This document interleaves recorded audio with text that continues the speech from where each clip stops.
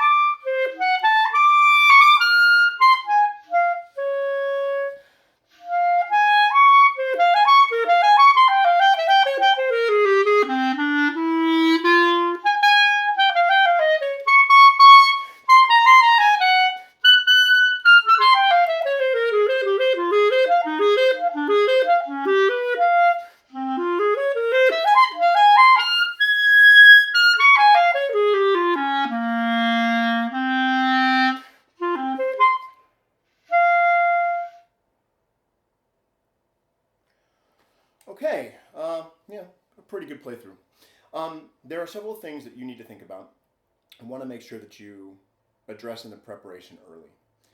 One of the very first things is the comparison of triplets to dotted eighth sixteenths. You need to really make sure that your dotted eighth sixteenths are accurate and crisp in comparison to the triplet.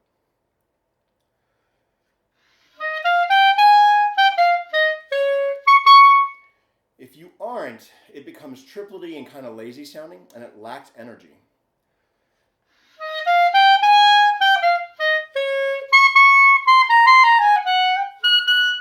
So you want to make sure that your dotted eighths are really long, which leaves the right amount of time for the 16th note afterward.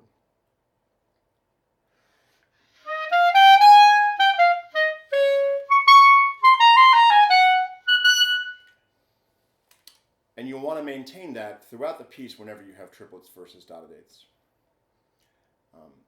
One of the next things that's important to make sure that you distinguish the differences between are the accented and unaccented notes. And the easiest way to do this is to make sure that the accented notes, of course, an accent is just a burst of wind, right? But if you make the notes before and after the accent softer, the accent has a greater opportunity to be heard in comparison to the rest of the line. If you play everything loud, it's hard to make anything accented.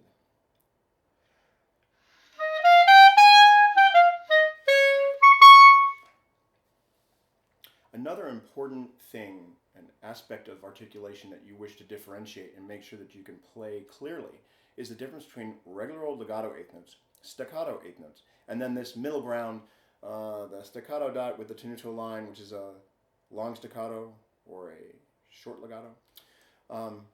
Right off the bat, we have tenuto and then some staccato.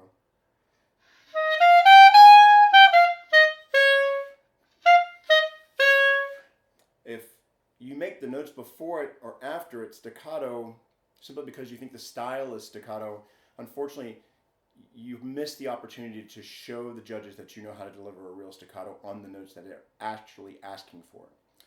Later on in the piece, in the B section, measure 14, we have the separated legato, long staccato. So why don't I play you some eighth notes that are legato, staccato, and this middle ground.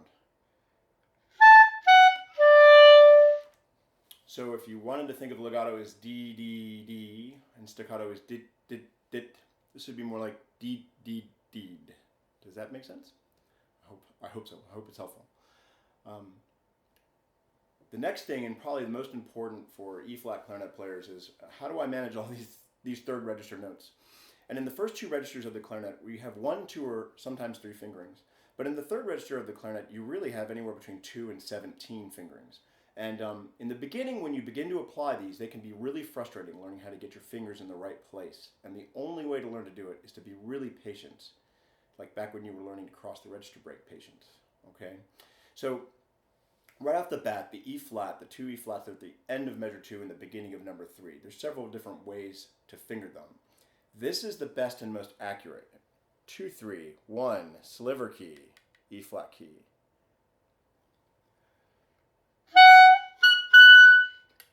Now normally, coming from the previous E flat to this one, if we were slurring, this would be impossible and we'd have to choose another option. But because we're articulating, we have a moment where our tongue is on the reed to move to the best E flat fingering available. Please, if you have a choice, don't ever use 2, 3, 2 E flat key. It just on most clarinets is woefully flat and simply doesn't work well. It's very resistant. A second option would be to use 2, 3, 3 in the E flat key. Now this is easier for the fingers to get from E flat to the upper E flat. If you listen, the pitch on this fingering is also flat in comparison to the better one. But it's not woefully flat, and it's something that you can choose to consider. The last option is really the last option, which is to play the E flat as a as a throat tone G sharp with no thumb, or I guess you could use the register key. That certainly raises the pitch. If you choose this, you then need to play D, the next note, as probably as an open G. And then the C sharp as just the first finger. These may speak more easily on your specific horn, but pitch-wise, these are flawed fingerings. They're much better for doing trills and really should be a last resort. So your first option is this. E flat, going to D, going to C sharp. In measure 6, we have a high E. And again, the best option here is to use the legit high E fingering that you know from your B flat clarinet. I will play going up to that for you.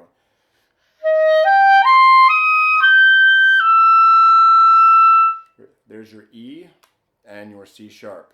E with the E flat key. C sharp, never E flat key, okay? Ever.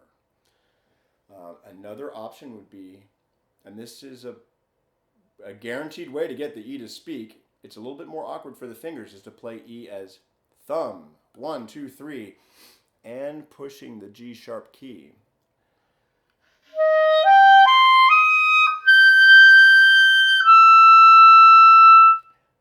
Generally speaking, this fingering for E, thumb, 1, 2, 3, E, G sharp key, won't miss. You're going to get it. But the question is, will you be able to smoothly and easily slow down to the C sharp and continue on the arpeggio? Last resort is to play the E as an overblown A. Maybe with the register key? I don't know.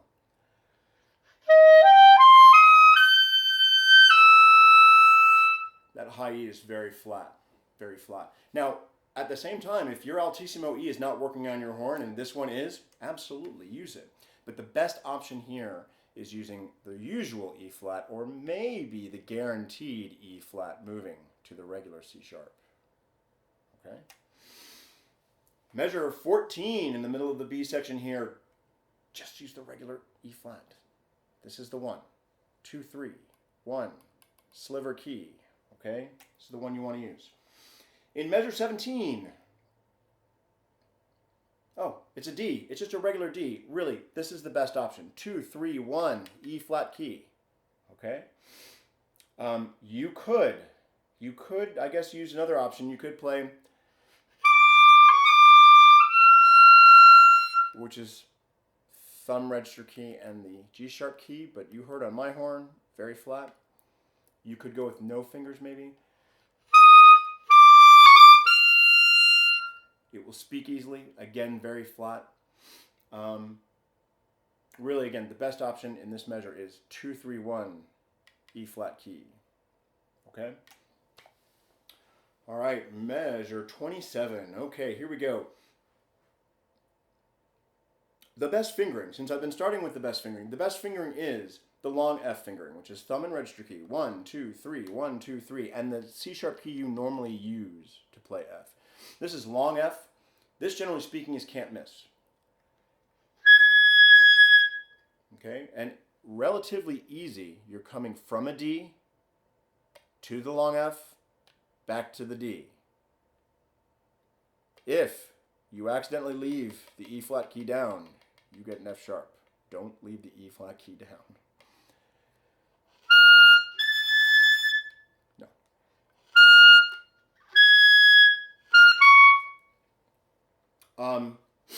Yeah, there are some other options. Again, you could use the regular F fingering, which is usually flat on most E flat clarinets.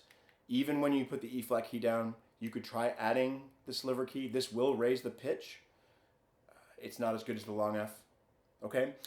This in fact is the exact perfect place for a long F, where you're going to go up to a note, you're going to play it loud, you're going to sustain it for a bit.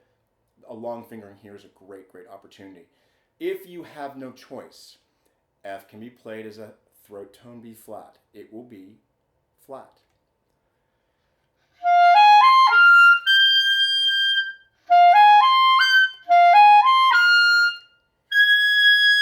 So on my horn, I had to throw the B flat fingering plus a side key. This is really awkward, okay?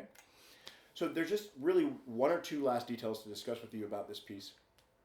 And really it's about the ending. Obviously, as we ascend to that altissimo F, there's a rallentando. And in theory, that rallentando tempo persists for the entire rest of the measure, okay? The odd tempo is printed over measure 28. And those are two sustained notes. They're as long as any other note in the entire piece.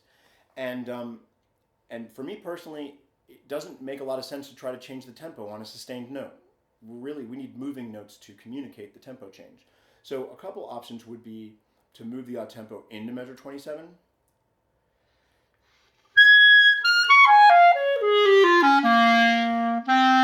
Which, continuity-wise, makes more sense to me. Another option would be to move the odd tempo into measure 29.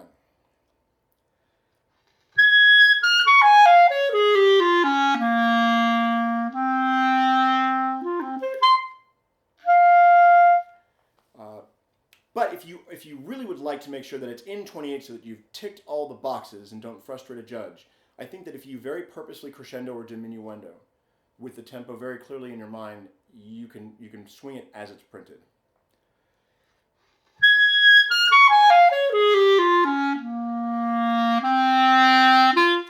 That would work. Thank you very much for listening. If you have any questions, please feel free to comment below or email me at tobinclarinet@gmail.com. I hope you all have a wonderful audition at the end of the month, and good luck with the preparation.